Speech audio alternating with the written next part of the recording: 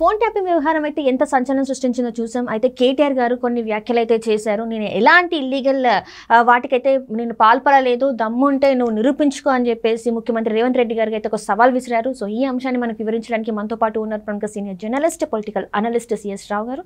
నమస్కారం. నమస్తే సార్. ఇప్పుడు చూస్తుంటే కేటీఆర్ కొన్ని సంచలన వ్యాఖ్యలు అయితే చేశారు. దమ్ము ఉంటే మీరు నిరూపించుకోండి, నేను ఎలాంటి ఇల్లీగల్ యాక్టివిటీస్కి అయితే పాల్పడలేదని చెప్పేసి. సో అందులో మరి వాస్తవం ఉందంటారు? ఎందుకంటే ఫోన్ ట్యాపింగ్ వ్యవహారంలో తన పేరు గట్టిగా వినిపిస్తున్న ఈ సమయంలో ఇలాంటి వ్యాఖ్యలు చేయడం మరి తనకి మంచిదంటారా చెడ్డదంటారా? సో ఒకటి ఏంటంటే కేటీఆర్ చాలా సీరియస్గా రియాక్ట్ అయ్యారని చెప్పి మనం చెప్పొచ్చు ఈ విషయంలో, ఫోన్ ట్యాపింగ్ వ్యవహారంలో. ఎందుకంటే గత కొంతకాలంగా కూడా రేవంత్ రెడ్డి కేటీఆర్ గురించి ఒక మాట అంటుంటారు.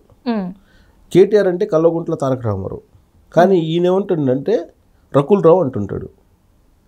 ఎవరు? రేవంత్ రెడ్డి కేటీఆర్ని సంబోధించేది రకుల్ రావు అంటుంటాడు చాలా సందర్భాల్లో.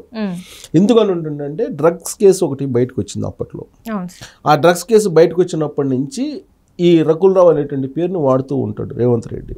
సరే, ముఖ్యమంత్రి అయిన తర్వాత కూడా ఇప్పుడు ఫోన్ ట్యాపింగ్ వ్యవహారానికి సంబంధించి బయటకు వచ్చింది. ఫోన్ ట్యాపింగ్ వ్యవహారం, దానికి సంబంధించి విచారణ సిట్ చాలా వేగంగా విచారణ చేస్తుంది. అమెరికా నుంచి ప్రభాకర్ రావు వచ్చిన తర్వాత మొత్తం వ్యవహారం బయటకు వస్తుంది, కల్వకుంట్ల ఫ్యామిలీ లోపలికి వెళ్ళేటువంటి అవకాశం ఉంది అని చెప్పి చెప్తూ ఉన్నారు. ఇదంతా వినిపిస్తుంది. సో దాంట్లో కొంతమందిని జ్యుడిషియల్ రిమాండ్కి వేశారు, కొంతమంది ఆల్రెడీ సిట్ ఆధీనంలో కస్టడీలో ఉన్నారు.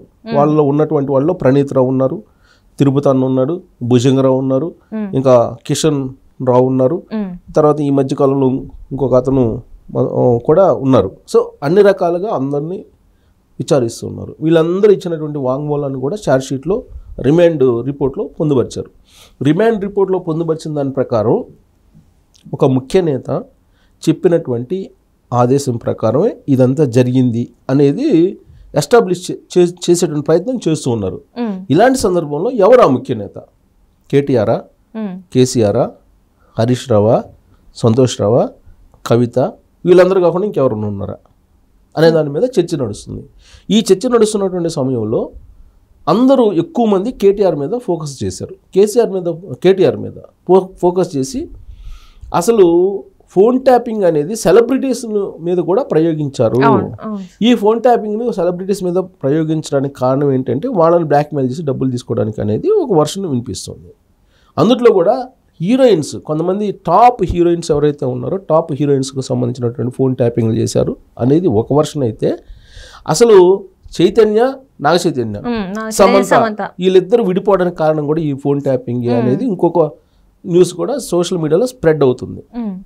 అంటే సోషల్ మీడియాలో స్ప్రెడ్ అవుతున్నటువంటి ఈ న్యూస్ని కట్టడి చేయడానికి ఈ మధ్యకాలంలో కేటీఆర్ ఎంచుకున్నటువంటి అస్త్రం ఏంటంటే లీగల్ నోటీసులు పంపించడం. ఆయన లీగల్ నోటీసులకి అనేక మందికి పంపించాడు. లీగల్ నోటీసులు మెయిన్ మీడియాలో ఉండేటువంటి కొంత విభాగానికి, అలాగే యూట్యూబ్ ఛానల్స్ అన్నిటికి కూడా పంపించారు. ఇదే కేటీఆర్ నిర్వహించేటువంటి యూట్యూబ్ ఛానల్స్ రేవంత్ రెడ్డి మీద ఏ విధంగా దుమ్మెత్తి పోస్తున్నారు అనేది కూడా అబ్జర్వ్ చేసి ఆ లీగల్ నోటీసులు పంపిస్తే బాగుండేది, ప్రజాస్వామ్యతంగా ఉండేది. ఇప్పుడు నేను లీగల్గానే ఫైట్ చేస్తానని చెప్పి కేటీఆర్ అంటూ ఉన్నారు. సో ఏదైనా సరే నేను న్యాయబద్ధంగా పోరాడతాను, న్యాయ పోరాటం చేస్తానని చెప్పి ఆయన అంటున్నారు. ఆయన ఏమంటున్నారంటే ఇప్పటి వరకు హీరోయిన్లకు సంబంధించిన ఫోన్ ట్యాపింగ్లు కూడా తానే చేశారని చెప్పి ఆరోపణలు చేస్తూ ఉన్నారు కదా. ప్రభుత్వం కూడా అలాంటి లీకులు ఇస్తుంది కదా, రేవంత్ రెడ్డి అలాంటి లీకులు ఇస్తున్నారు యూట్యూబ్ ఛానల్స్కి, సోషల్ మీడియాకి అనేది ఆయన అనుమానం.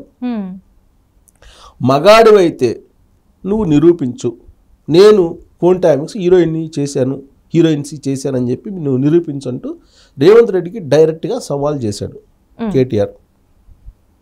సో ఇప్పుడు రేవంత్ రెడ్డి మగాడా కాదా తెలుసుకోవాల్సింది రేవంత్ రెడ్డి అని చెప్పి ఆయన అంటూ ఉన్నాడు. గతంలో కూడా కేటీఆర్ ఏమన్నాడు, వెంట్రుకు కూడా పేకలేవు నువ్వు, ఇన్ని ఫోన్ ట్యాపింగ్ కేసులు లేదంటే కాళేశ్వరం అవినీతి ఇవన్నీ చెప్తున్నారు కదా, నువ్వు నిరూపిస్తే కనుక ఓకే ఏ శిక్షకైనా రెడీ, కానీ ఇన్ని బయటికి తీసినప్పటికి కూడా నువ్వు వెంట్రుకు కూడా పేకలేవు, ఇది కేవలం ఎలక్షన్స్ కోసం డబ్బు దండుకోవడానికి, ఢిల్లీకి డబ్బు సంచులు పంపించడానికి మాత్రమే ఈ నాటకం ఆడుతున్నాడు రేవంత్ రెడ్డి అనేది కేటీఆర్ యొక్క తీవ్రమైనటువంటి ఆరోపణలు.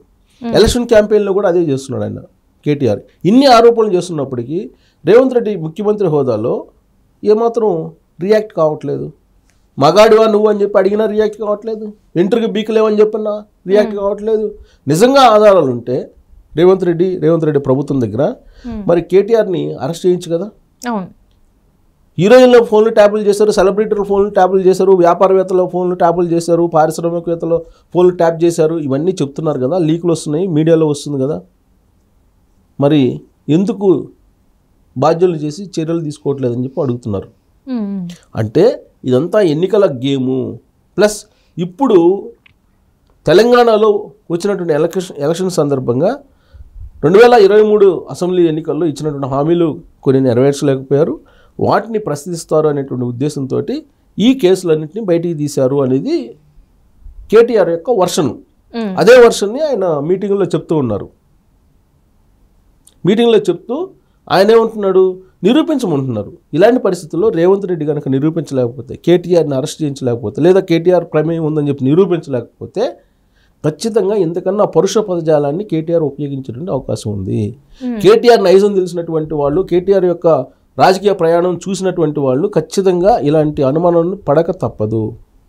కేటీఆర్ ఒక సమయంలో అధికారులనే చేసుకున్నారు, అధికారుల మీదనే బూతులు తిట్టాడు, పరుష పదజాలాన్ని ఉపయోగించి అధికారులనే కొట్టినటువంటి కేటీఆర్ చరిత్ర, అది రాజకీయ చరిత్ర.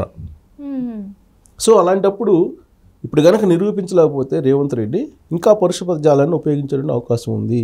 కేటీఆర్ ఇప్పటికే నువ్వు మగాడివా, నువ్వు పొట్టోడివి, నువ్వు రేటంత రెడ్డివి, నువ్వు నా ఇంటర్వ్యూ బేకలేవు, ఇలాంటివి అంటూ ఉంటే ముఖ్యమంత్రి హోదాలో ఉన్నటువంటి రేవంత్ రెడ్డి ఇప్పటి వరకు కేటీఆర్ మీద చర్యలు తీసుకోలేకపోయారు. 2500 కోట్ల రూపాయలు ఢిల్లీకి తరలిస్తున్నావు, తీసుకెళ్ళి ఇక్కడ వసూలు చేసి తీసుకెళ్ళి ఇచ్చావు అని చెప్పి ఆరోపణలు చేస్తే దాని మీద కనీసం చర్యలు తీసుకునేటువంటి ధైర్యం కూడా రేవంత్ రెడ్డి చేయలేకపోతున్నారంటే తను చేసింది కరెక్ట్ అని ఆయన ఒప్పుకున్నట్ట మరి. అంతే కదా. ఇప్పుడు దాన్ని ఆల్రెడీ లీగల్గా దాన్ని ఏదో ఫేస్ చేయాలని చెప్పి ప్రయత్నం చేస్తున్నారు కాంగ్రెస్ పార్టీ వాళ్ళు. కానీ ఇప్పుడు కేటీఆర్ని కనుక ఈ మొత్తం ఆరోపణలకు సంబంధించి ఒక్క కేసు అని, ఇప్పుడు ఫార్ములా 1 ఉంది, ఫార్ములా 1లో 50 కోట్లు ఏదో ఈయన మొత్తం జేబులో వేసుకున్నాడు అనేది ఆరోపణ ఉంది కదా కేటీఆర్ మీద. ఇన్ని ఆరోపణలు చేస్తున్నటువంటి ప్రభుత్వం ఒక్క దాంట్లోనైనా నిరూపించలేకపోతే కేటీఆర్ మరింత రెచ్చిపోయేటువంటి అవకాశం ఉంది. కేటీఆర్ నైజం అంతే ఉంటుంది. సో అది ఫుల్ ప్లెడ్జెడ్గా అది కనుక నెరవేర్చకపోతే, అది కనుక నిరూపించలేకపోతే కేటీఆర్ని పట్టుకోలేరు, అసలు ఆయన నోటిని కూడా అదుపు చేయలేకపోయారు, ఎవరు చేయలేరు అనేది రాజకీయ వర్గాల్లో వినిపిస్తున్నటువంటి మాట.